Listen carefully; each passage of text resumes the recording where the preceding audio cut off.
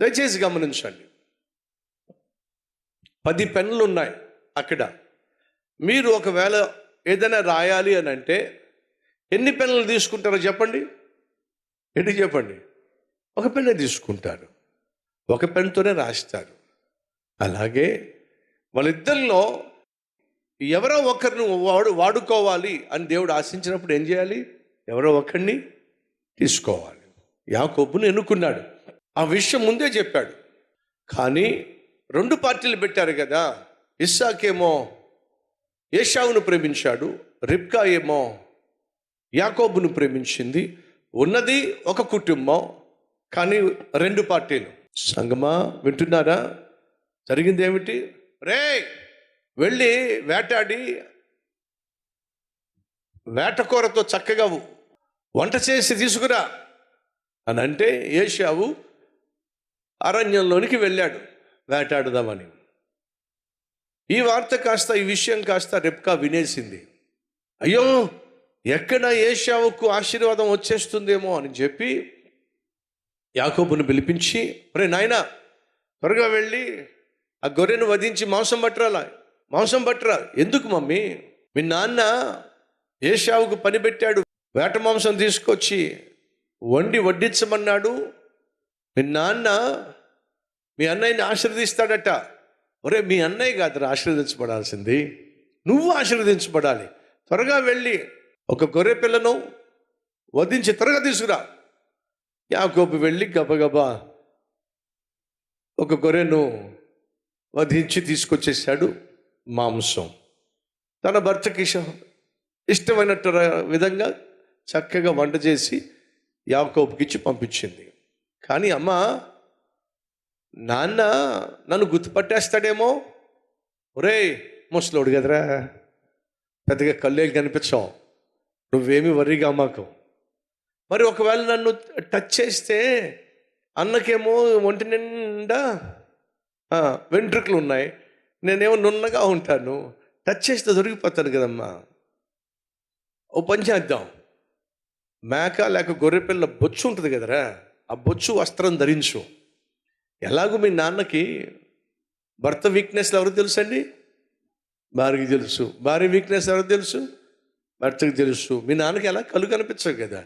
ఇలా టచ్ చేశాడు అనుకో, బొచ్చు స్పర్శిస్తాడు కాబట్టి దీవించేస్తాడు లేదా. ఎలా భర్తను మోసం చేయాలో, తండ్రిని మోసం చేయాలో తల్లి నేర్పిస్తుందండి. మంచి పద్ధతి కాదు. ఎలా తండ్రికి వ్యతిరేకంగా తయారవ్వాలో, ఎలా తల్లికి వ్యతిరేకంగా తయారవ్వాలో పిల్లలకు నేర్పించడం మంచిది కాదు. కాబట్టి చెప్తున్నాం, నువ్వు ఏం విత్తుతావో అదే కొయ్యాల్సి వస్తుంది. భర్తలో నూరిపోయకండి, మీ పిల్లలకు మీ భార్యకు వ్యతిరేకంగా తయారవులాగున. సహోదరిలో నూరిపోయకండి, మీ పిల్లలకు నీ భర్తకు వ్యతిరేకంగా నీ పిల్లలు తయారవులాగున. నువ్వు మాత్రమే కనలేదు, నువ్వు మాత్రమే కనలేదు, ఇద్దరు కలయిక ద్వారానే బిడ్డలు పుట్టారు. కాబట్టి ఇద్దరు కలిసే బిడ్డలను పెంచితే, ఇద్దరు కలిసి ప్రేమిస్తేనే ఆ బిడ్డల భవిష్యత్తు బాగుంటుంది. వెంటనే వంట చేసేసింది. యాకోబు పట్టుకెళ్ళిపోయాడు. నాయన, ఎవరెవరా నువ్వు? నేను నాన్న ఏశావుని అని యాకోబు చెప్పేశాడు.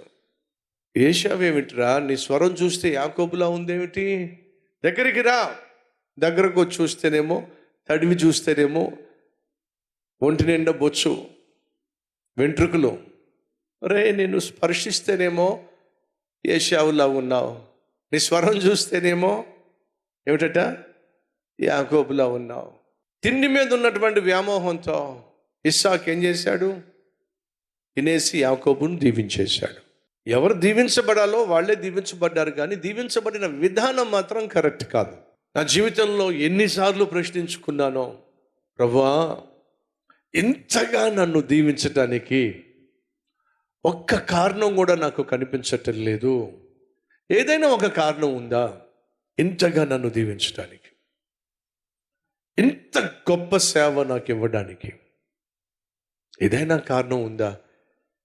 ఎంతగా నేను ఆలోచించిన ఇప్పటి వరకు నాకు కారణము కనిపించలేదు. నిష్కారణముగా ప్రేమించగలిగిన వాడు నా ప్రభు అయిన యేసుక్రీస్తు. దేవుని చేత నువ్వు నేను ప్రేమించబడ్డానికి కారణం చెప్పగలవా?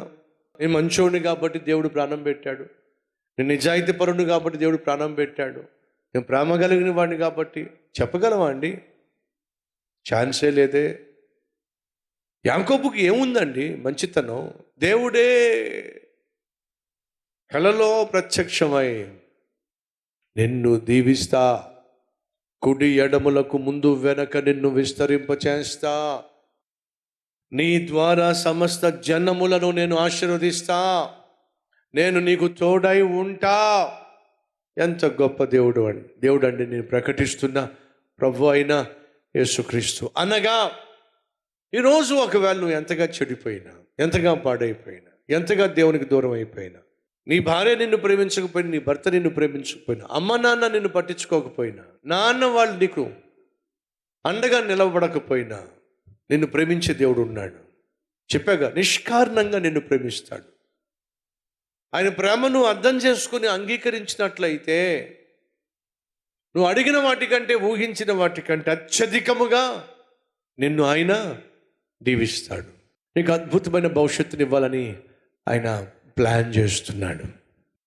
ఈరోజు నువ్వు చేయాల్సిందల్లా, ప్రభా ఇప్పటి వరకు నా జీవితం అస్తవ్యస్తంగా ఉంది, అడ్రస్ లేకుండా అయిపోయింది, అనాథగా మిగిలిపోయా, ఆప్యాయతలు అనురాగాలు కరువైపోయినాయి. కానీ ఈరోజు అద్భుతమైన సందేశం నేను విన్నా. నువ్వు ప్రేమించాలంటే మాకు అర్హత ఏమీ అవసరం లేదు, అర్హత లేని వారిని కూడా ప్రేమించే మహా గొప్ప దేవుడివి. నాలో ఏ మంచితనం లేదయ్యా, కానీ నన్ను ప్రేమించగలిగిన మంచితనం నీలో ఉందయ్యా. కాబట్టి నన్ను అంగీకరించయ్యా, నా జీవితాన్ని బాగు చేయ్యా, చేరుకోవాల్సిన గమ్యానికి గురికి నన్ను చేర్చయ్యా. నువ్వు తప్ప నాకెవరూ లేరయ్యా. నాకు కావాల్సింది అందం కాకపోవచ్చు, ధనము లేకపోవచ్చు, అయ్యా నువ్వు మెచ్చే గుణము నాకు దయచేయి ప్రభువా. ప్రార్థన చేద్దాం, రెండు చేతులు పైకెట్టి.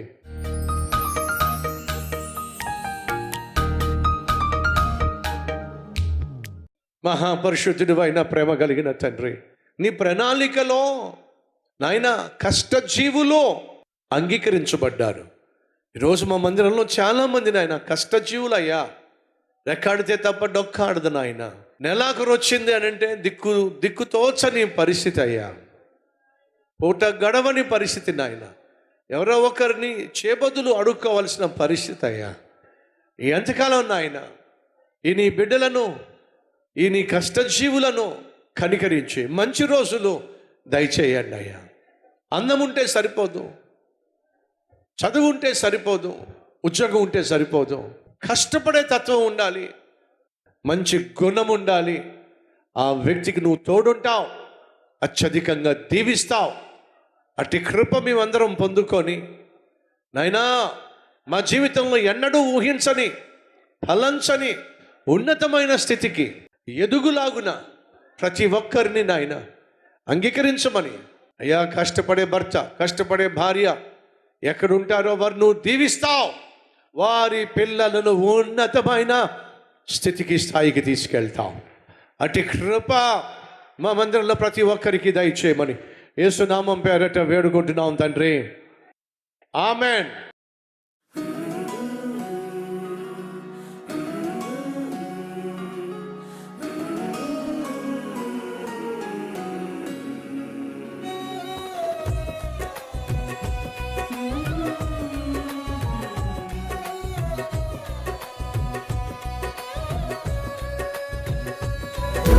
సందేశం మీకు ఆశీర్వాదకరంగా ఉంటే లైక్ చేయండి, అలాగే సబ్స్క్రైబ్ చేయండి.